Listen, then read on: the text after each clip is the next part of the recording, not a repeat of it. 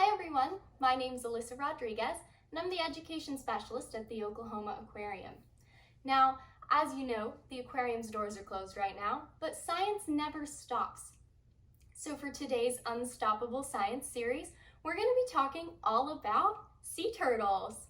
Now, the Oklahoma Aquarium is home to a 25-year-old loggerhead sea turtle named Seymour, and he's 330 pounds. Now that's a pretty healthy weight for a fully grown loggerhead sea turtle like Seymour. But 25 years old is not a very old age for a sea turtle. If you're thinking 25 is pretty old, it's actually about middle age for a sea turtle. In fact, this is approximately the time that they'd be reaching reproductive maturity. So sea turtles in the wild can often live to be about 50 or 60 years, and sometimes even longer. Now, that's not entirely exclusive to sea turtles. There are plenty of other turtle species out there who have long lifespans, even some here in Oklahoma. For example, in our Aquatic Oklahoma exhibit, you'd actually be able to see an alligator snapping turtle who's lived to be over 120 years old. We call him Grandpa, and he's probably a little bit more of an alligator napping turtle these days, but nonetheless, he's a pretty great creature. And as a snapping turtle, he is a reptile just like Seymour. So all turtles belong to a group of animals called reptiles, and reptiles share a lot of qualities in common, one of which is that they have nice scaly skin, just like Seymour, right? Yeah, so they have scales and they lay eggs, and they also breathe air. So that means while Seymour is swimming along under the sea looking for food, he looks for food all the time. He's holding his breath the entire time. Sea turtles can hold their breath for 4 to 7 hours, especially if they're not expending much energy. And they really need to be able to do that because they spend a lot of their life looking for food. So as a baby sea turtle goes out into the open ocean, before they are about Seymour's age, they're spending a lot of their time just eating, and they'll eat things like sea jellies, smaller fish, crabs, a lot of lobsters, things like that.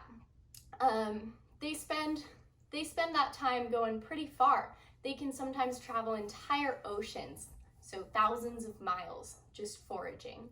And when it is time for a female to come back and lay her eggs, she will actually return to the beach where she was born to do it.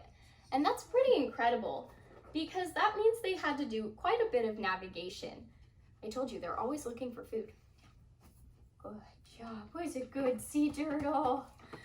And so they'll travel across thousands of miles and find their way home. And that's a pretty incredible feat, right? Because sea turtles, they don't have Google Maps or Alexa or Siri. They have to do it all on their own. And it's actually a bit of a mystery how a sea turtle finds their way back home. One leading hypothesis suggests that sea turtles are actually able to detect Earth's magnetic field and use that to find their way home. But however they do it, it's really important that we're protecting the beaches where they are nesting. Because if a sea turtle comes back home and she doesn't recognize that as her nesting beach, she won't lay her eggs on the beach. She'll lay them in the water where they can't hatch. And sea turtles lay a lot of eggs.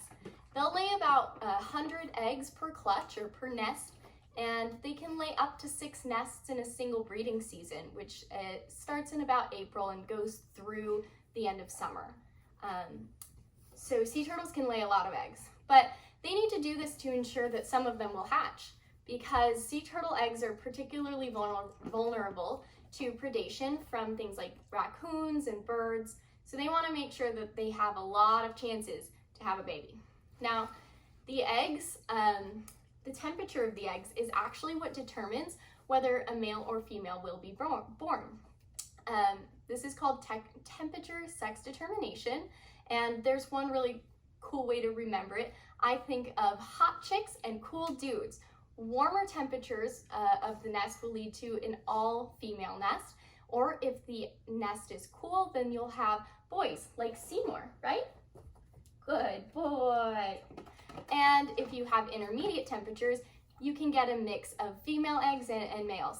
So sea turtle eggs are pretty cool. There are a lot of them, and they're buried very, very deep in the sand. Sometimes it can take weeks for a baby sea turtle to find its way to the top of the nest and get out. So once a sea turtle has made it to the top of the nest and it's ready to go out to the ocean, it needs to find its way into the water. And they actually do this by finding the reflection of the moon on the water. So they do this at nighttime when they're less likely to be seen by those predators I mentioned, like birds, raccoons, even dogs. Seymour's never seen a dog, thankfully. We take really good care of him at the aquarium. But they have to stay safe somehow. So they go out in the nighttime.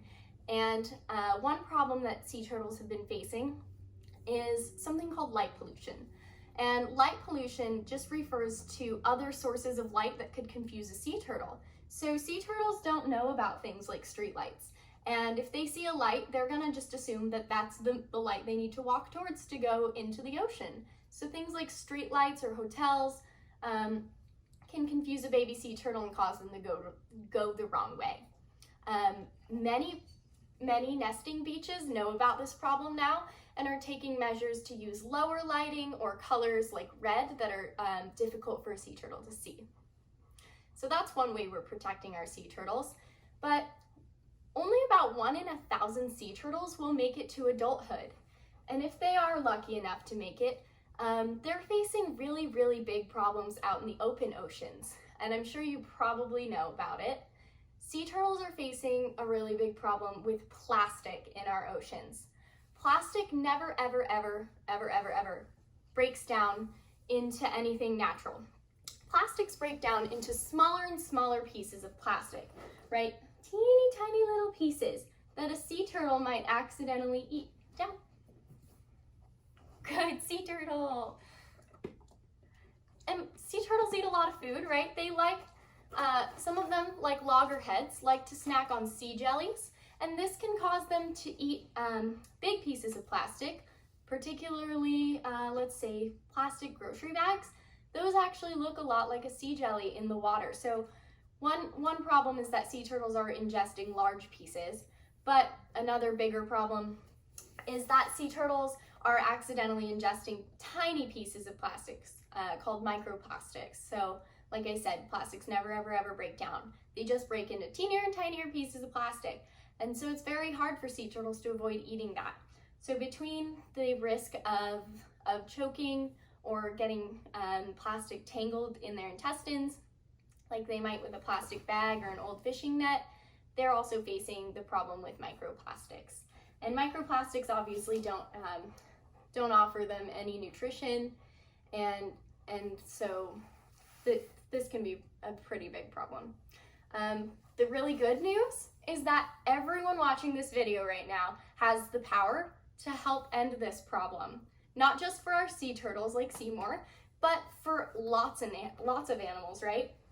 Especially in the middle of the country, we have a very big impact. We have a lot of waterways in Oklahoma. For example, the Arkansas, right? The Arkansas ultimately dumps into the Mississippi, and the Mississippi will ultimately dump into the Gulf of Mexico. So all of the trash we produce here has the potential to end up in the ocean, just by waterways that are connected. But if you and I can make choices now to stop that trash from entering our waterways, we can help protect the animals of the Arkansas, protect the wildlife of the Mississippi, and protect the wildlife in our oceans. So Seymour and I have a challenge for you. We want to hear what pledges you have to help protect our oceans. Now, 50% of all plastics being made are single-use plastics. That means there are things like plastic forks, like straws, things you use one time that you toss after you've used them, right?